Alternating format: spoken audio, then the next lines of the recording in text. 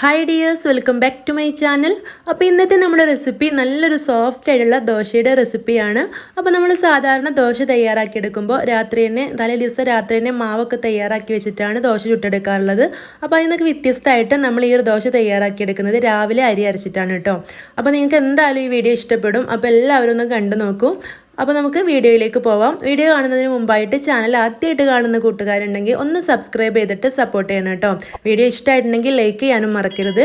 അപ്പോൾ ഇനി നമുക്ക് റെസിപ്പി കണ്ടു നോക്കാം. അപ്പോൾ അതിന് വേണ്ടിയിട്ട് ഞാനിവിടെ ഒരു ബൗളിലേക്ക് 2 കപ്പ് പച്ചരി എടുക്കുന്നുണ്ട്. അപ്പോൾ ഞാനിത് റേഷൻ കടയിൽ നിന്ന് കിട്ടിയിട്ടുള്ള പച്ചരിയാണ് കേട്ടോ എടുത്തിട്ടുള്ളത്. ഇനി നമുക്കിതിലേക്ക് ഒരു 1/4 കപ്പ് അളവിൽ ഉഴുന്നുപരിപ്പ് ചേർത്ത് കൊടുക്കണം. അപ്പോൾ നിങ്ങൾ ഗ്ലാസ് അളവിലൊക്കെ എടുക്കുകയാണെങ്കിൽ 2 കപ്പ് അരിയിലേക്ക് ഒരു 1/4 ഗ്ലാസ് ഉഴുന്നുപരിപ്പ് മതിയാവും. നിങ്ങൾക്ക് അതിലേറെ കൂടുതൽ ചേർത്ത് കൊടുക്കാൻ താല്പര്യം ഉണ്ടെങ്കിൽ ഒരു 1/2 ഗ്ലാസ് 3/4 ഗ്ലാസ് വരെയൊക്കെ ചേർത്ത് കൊടുക്കുക. ഇനി ഇതിലേക്ക് 1 ടീസ്പൂൺ ഉലുവ കൂടെ ചേർത്ത് കൊടുത്തിട്ടുണ്ട്. ഇത് മൂന്നും ഒരുമിച്ചാണ് ചേർത്ത് കൊടുക്കേണ്ടത്. എന്നിട്ട് നല്ലപോലെ കഴുകിയെടുക്കണം. അപ്പോൾ നമ്മളിനി കുതിർത്ത ശേഷം കഴുകിയെടുക്കില്ല. അതുകൊണ്ട് ഈ ഒരു സമയത്ത് 4-5 പ്രാവശ്യം നന്നായിട്ട് തന്നെ കഴുകിയെടുക്കുക. അപ്പോൾ ഞാനിവിടെ കഴുകിയിട്ട് കൊണ്ടുവന്നിട്ടുണ്ട്. ഇതിലേക്ക് ബാക്കിയുള്ള ചേരുവകൾ ചേർത്ത് കൊടുക്കാം. അപ്പോൾ ഇനി ചേർത്ത് കൊടുക്കുന്നത് ചോറാണ്. അപ്പോൾ ഞാനിവിടെ മട്ടരി വെച്ച് തയ്യാറാക്കിയിട്ടുള്ള ചോറാണ് കേട്ടോ ചേർത്ത് കൊടുത്തിട്ടുള്ളത്. അപ്പോൾ നിങ്ങൾക്ക് വെള്ളരി വെച്ചിട്ട് തയ്യാറാക്കിയുള്ള ചോറും ചേർത്ത് കൊടുക്കുക. ഇതൊരു 1/4 കപ്പാണ് ചേർത്ത് കൊടുത്തത്. ഇനി ഇതിലേക്ക് ഉപ്പ് ചേർത്ത് കൊടുക്കണം. അപ്പോൾ ഒരു ടീസ്പൂൺ ഉപ്പും അതേ അളവിൽ 1 ടീസ്പൂൺ പഞ്ചസാരയും കൂടെ ചേർത്ത് കൊടുത്തിട്ടുണ്ട്. അപ്പോൾ പഞ്ചസാരയുടെ അളവൊന്നും കൂടി പോകരുത് കേട്ടോ. ഈ ഒരു 2 കപ്പ് അരിയിലേക്ക് 1 ടീസ്പൂൺ പഞ്ചസാര മതിയാവും. ഇനി ഇതിലേക്ക് ഇത് പൊങ്ങി വരാനായിട്ട് ഈസ്റ്റാണ് ചേർത്ത് കൊടുക്കുന്നത്. അപ്പോൾ ഇവിടെ 1/2 ടീസ്പൂണാണ് ഈസ്റ്റ് ചേർത്ത് കൊടുത്തിട്ടുള്ളത്. അപ്പോൾ ഇതിന് പകരമായിട്ട് നിങ്ങൾക്ക് സോഡാപ്പൊടിയും ചേർത്ത് കൊടുക്കാവുന്നതാണ്. അപ്പോൾ സോഡാപ്പൊടി ചേർത്ത് കൊടുക്കുകയാണെങ്കിൽ 1 ടീസ്പൂൺ വരെ ചേർത്ത് കൊടുക്കാം കേട്ടോ.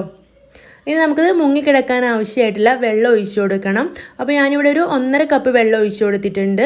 അപ്പോൾ വെള്ളത്തിൻ്റെ അളവ് എന്ന് പറയുകയാണെങ്കിൽ ഈ ഒരു അരിയുടെയും ഉഴുന്നുപരിപ്പിൻ്റെയൊക്കെ മുകളിൽ കിടക്കുന്ന രീതിയിൽ വെള്ളം വേണം. കുതിർന്ന് കഴിയുമ്പോൾ ഈ ഒരു ഉഴുന്നൊക്കെ ഒന്ന് പൊങ്ങി വരുമല്ലോ. അപ്പോൾ അതിനനുസരിച്ചുള്ള വെള്ളം ഒഴിച്ചു കൊടുക്കുക. നമ്മളിത് കുതിർത്ത ശേഷം ഈ ഒരു വെള്ളത്തിൽ തന്നെയാണ് അരച്ചെടുക്കാൻ പോകുന്നത്. ഇനി നമുക്കിത് നല്ലപോലെ ഒന്ന് മിക്സ് ചെയ്തെടുക്കാം. അപ്പോൾ ഞാനിവിടെ നല്ലപോലെ മിക്സ് ചെയ്തെടുത്തിട്ടുണ്ട്. അപ്പോൾ നമ്മളിത് തലേ ദിവസം രാത്രിയാണ് ഇതുപോലെ ചെയ്ത് വെക്കുന്നത്. ഇനി നമുക്ക് ഓവർനൈറ്റ് ഇതുപോലെ സോക്ക് ചെയ്യാനായിട്ട് വെക്കാം. എന്നിട്ട് രാവിലെയാണ് നമ്മളിത് അരച്ചെടുക്കുന്നത്. അപ്പോൾ നമ്മൾ രാവിലെ ഇനി എങ്ങനെയാണ് മാവ് തയ്യാറാക്കിയെടുക്കുന്നതെന്ന് കണ്ടു നോക്കാം.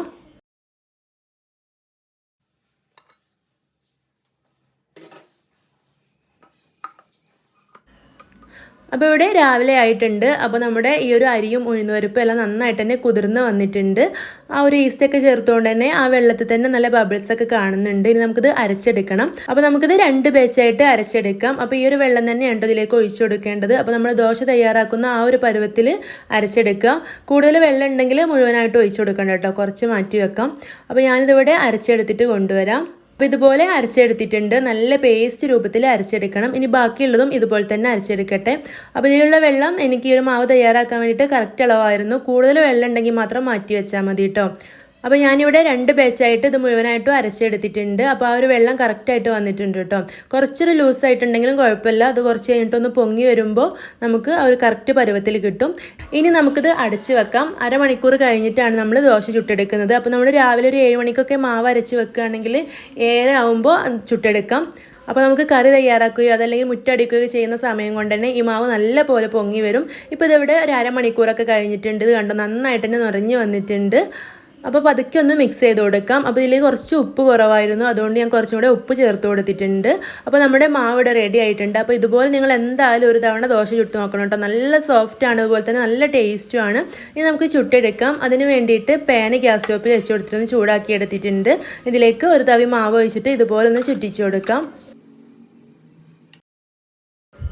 അപ്പോൾ നമ്മുടെ ദോശ ഇവിടെ നല്ല സൂപ്പറായിട്ട് കിട്ടിയിട്ടുണ്ട്. അപ്പോൾ നിങ്ങൾ എന്തായാലും ഇതുപോലെ തയ്യാറാക്കി നോക്കിയിട്ട് നിങ്ങളുടെ അഭിപ്രായം കമൻ്റായിട്ട് അറിയിക്കാൻ മറക്കരുത്.